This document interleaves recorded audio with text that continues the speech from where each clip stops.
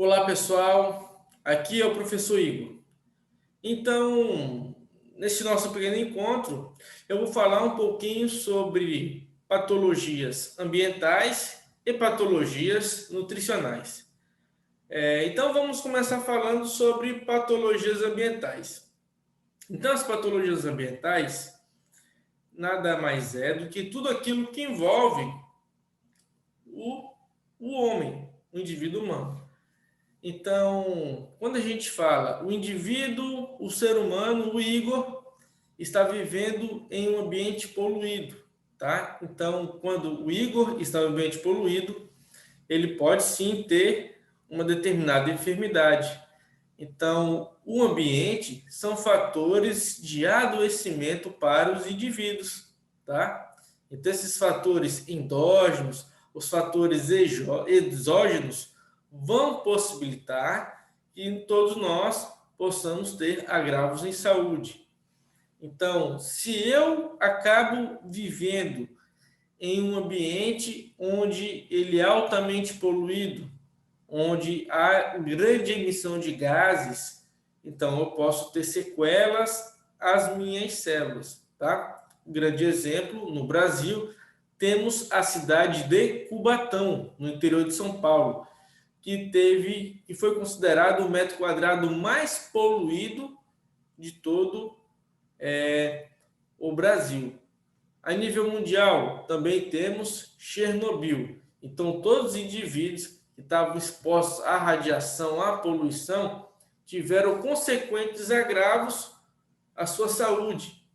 Existem teorias que relacionam a multiplicação celular desordenada a elementos radioativos, a elementos de poluição.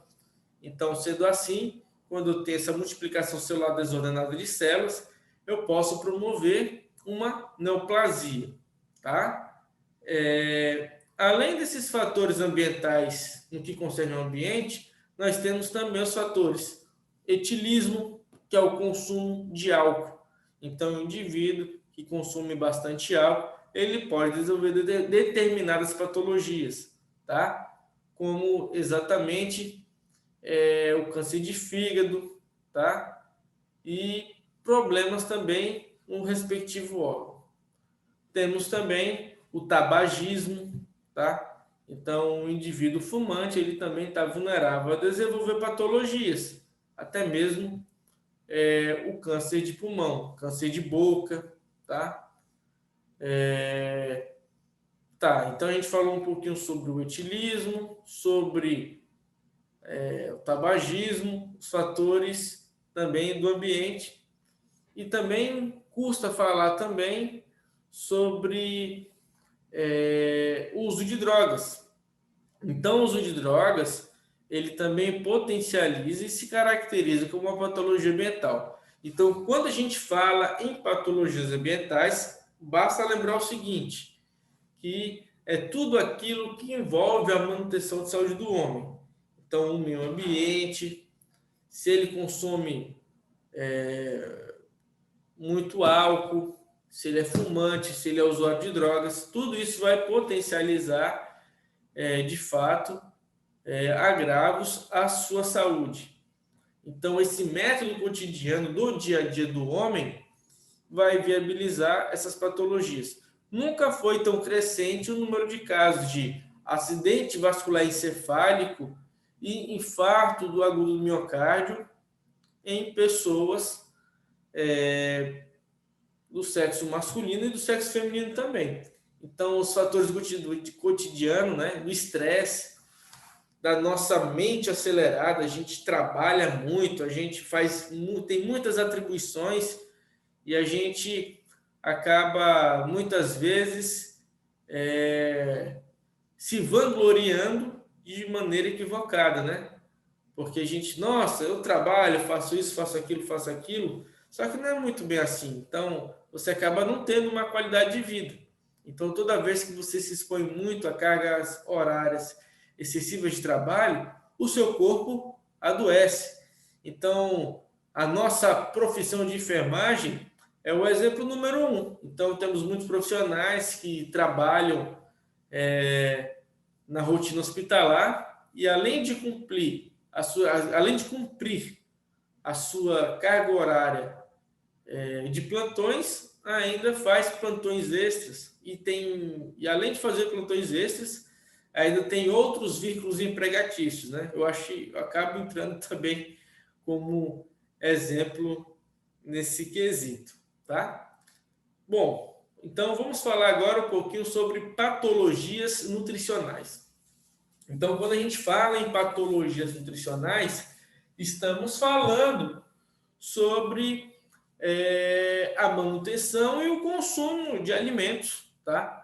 Então, a mulher, quando está buchudinha, está gestante, ela tem que fazer a suplementação mineral em ferro.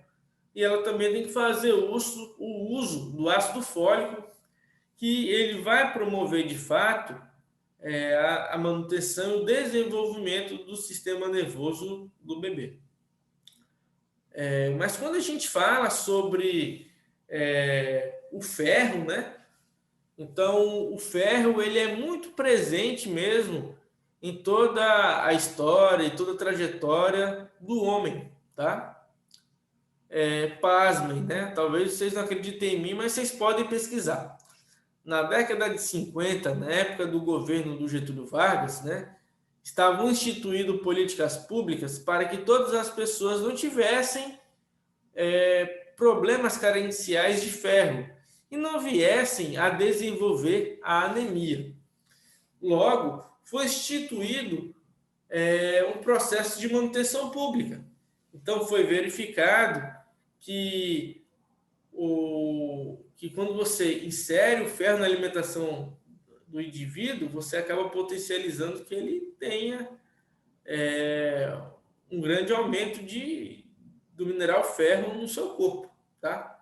Só que foi verificado também que o feijão, quando ele é cozinhado em panela de ferro e quando tem a presença de metais dentro, e quando o feijão ele é aquecido, então o feijão ele torna-se aceptor de íons, de elétrons também. Então, quando esse feijão ele é cozinhado, ele é cozido em uma panela de ferro, e quando eles incentivavam as pessoas a colocarem prego dentro do feijão, não aquele prego pequeno, mas o prego grande, tá? Então ele fosse cozido e que assim, uma vez aquecido, o feijão iria receber aqueles íons de ferro e todo aquele material nutritivo que foi cozido naquela panela de ferro, ele seria apto a consumo e rico em ferro. Uma outra política pública também para inibição de uma doença, que era o bócio, que consiste na inflamação das glândulas, né? Geralmente a pessoa com bócio, vocês podem pesquisar a imagem, fica mais ou menos assim, tá? Então fica com essas glândulas todas edemasiadas, todas inchadas. Então, o bócio, a sua prevenção é muito simples e muito barata. Então, se dá no consumo de iodo. Antes, o sal de cozinha não era iodado. Nos últimos 40 anos, todos os supermercados que você for, você vai encontrar sal de cozinha iodado. Então, foi uma política pública de manutenção à saúde para inibir exatamente algumas patologias nutricionais. A carência de vitaminas também predispõe patologias nutricionais. Então, na época das grandes navegações, onde fazia o traslado dos escravos do continente africano para o continente americano, muitos escravos morriam, vinham a óbito. Não somente eles, mas todos os indivíduos que estavam presentes dentro das grandes navegações. Então, o que acontecia? Com uma alternativa barata, eles passavam muito tempo viajando em alto mar, eles traziam somente carne, que geralmente ela era salgada, tá? Que era para conservar mais os alimentos, traziam massas e vinho, tá? E acabavam se esquecendo da alimentação que detinha de vitaminas. Então, uma doença muito presente nas vezes navegações foi o escorbuto. O escorbuto, que é a carência de vitamina C. Então, na carência de vitamina C, a pessoa ela fica com a boca exatamente toda com complicações para sangria, para sangramento. Então, a pessoa com escorbuto, ela fica com os lábios ressequidos e ficam sangrando. As gengivas também têm um alto sangramento e as pessoas acabavam morrendo por escorbuto, que é a carência por vitamina C, tá? Então, a gente recorda também que existem algumas vitaminas, né? As hidrossolúveis e as lipossolúveis. As vitaminas lipossolúveis são a vitamina K, a vitamina E, a vitamina D e a vitamina A, tá? Então, a gente sabe que a carência de vitamina A muitas vezes está relacionada a distúrbios e também a complicações na visão, tá? Quando a gente fala sobre a vitamina E, é a vitamina da fertilidade. Então, dona de casa, estudante de enfermagem, mulher brasileira, muito cuidado ao viabilizar que seu marido consuma vitamina E. O homem vai ficar um touro reprodutor. Então, isso é verdade mesmo. Então, a vitamina E possibilita uma melhor fertilidade. Então, há alguns estudos relacionados que o homem que consome a vitamina E, o seu espermatozoide, ele fica bem mais apto a fecundar o ovócito 2 no processo da fecundação, né? E também assim como a mulher também. Então, a castanha do Brasil ou castanha do Pará é muito rica em selênio e também rica em vitamina E. Então, quando a gente fala em patologia nutricional, a gente fala sobre a carência de minerais, de vitaminas, e tudo isso está relacionado à nossa alimentação, tá? Uma outra coisa que muitos não conhecem, mas se enquadra também com uma patologia, né? Que a patologia ambiental é o consumo de álcool. Então, o indivíduo que ingere muito álcool, muita cerveja, né? Muita bebida quente, que se chama, geralmente, quando ele vai urinar à noite, né?